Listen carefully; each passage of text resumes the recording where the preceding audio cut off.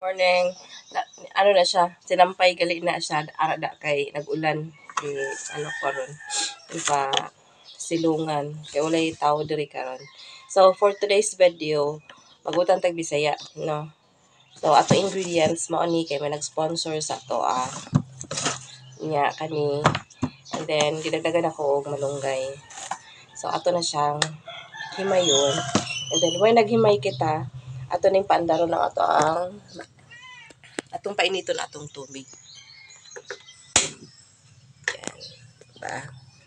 So, favorite na sa ko ang mga Junakis. Lalo na si Kuya. Si Daya Sabaw naman siya. Siya mahilig sa gulay. Si Kuya, ganahan sa gulay. Ayan. So, ato din siyang i-prepare.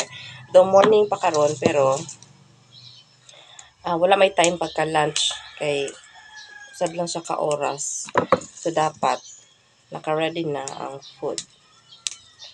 Diba? Para di ta late niya maka-relax ta. Kasi wala nilang ato lang siyang himayon. Ayan na, nahuman na siya. Kani po na iyahang mga tangkay, iyahang mga gaway, ato po rin siyang itanom. Okay, nag-uwan kagabi, tama-tama gid siya. So, naala ko dito itanuman. Ayan. So, kanina sad ang ato ang talong. So, ato siyang hiwaon o pahaba. Ato siyang ihalo didi sa ato siyang ihalo diri sa to ang alugbati kay ako alugbati ibabad ako sa tubig. Ya kani siya kailangan siya ibabad og tubig kay maito man siya dayon, di ba? So ingon ani lang ang iyahang ka. O depende sa inyo ha. Ako ganahan ko ingon ani lang kay para murag cute siya tan-awon. Ayan. Paborito ni sa ko ang mga Junakis ang talong. Ako diri kay alugbati, I really prefer to eat alugbati than other gulay. Yan.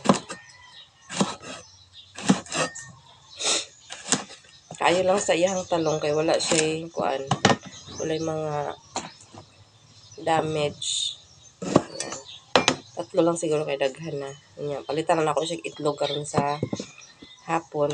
Kaya ako ni siyang itorta. Paborito na po ni Daya. Pero pwede ra sad nga isugba.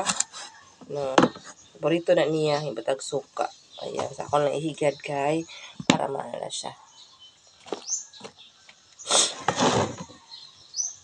Then, ato siyang hagpaton atong kamunggay. Kani siya, yan.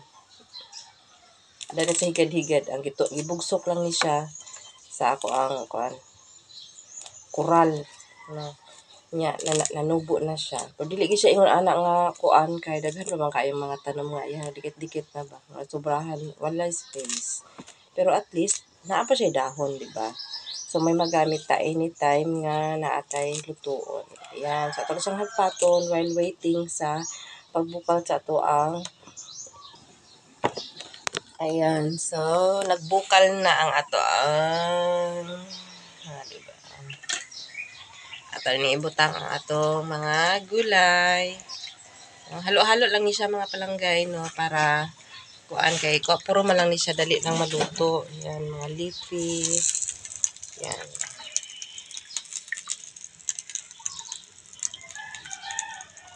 Ato lang ipaulihan ato ang kamunggay. Ato nang ibutang ang atong malunggay mga langgay. Para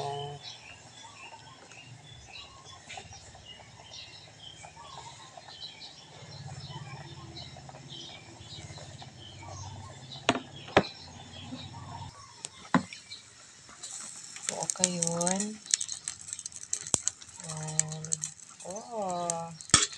Ang atong subak ani mga langgay kay karning baboy. No? Karning baboy ang atong subak ani. Ang atong ibutang ani as pampalasa, magic sarap lang and asin. Yan lang siya. Diba? Wala to na to nga maluto. Ato na siyang timplahan, magic sarap. Kailangan to siya hotdon. Nakabay timpla ni atong karne. Yan. Tapos pagbuta ka asin.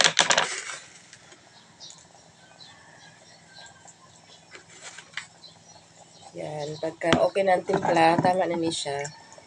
Ang akong bahaw malang mo kanon karon. So ako ano siya, okay na siguro dili initon kay kuan naman. May init na sabaw.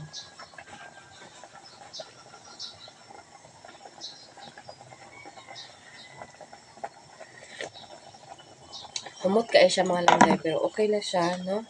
Okay na siya, luto na siguro ni. Humot kaya hang, kuan kay di ba ang alubati kay humot siya. Ya aroma. Yan. Tama na siguro na siya.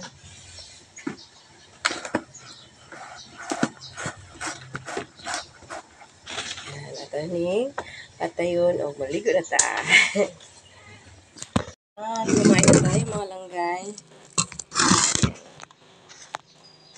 Kain na tayo. Ito na yung ating gulay. So, hindi tayo ngayon magkakape mga palanggay kay kuan man. Kanang, hindi tayo magkape karon kay may sabaw man, di ba?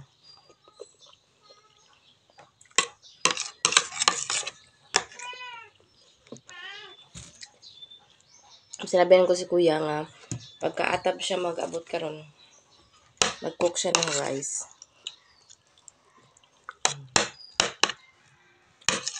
Kay baho lang ang karon untag.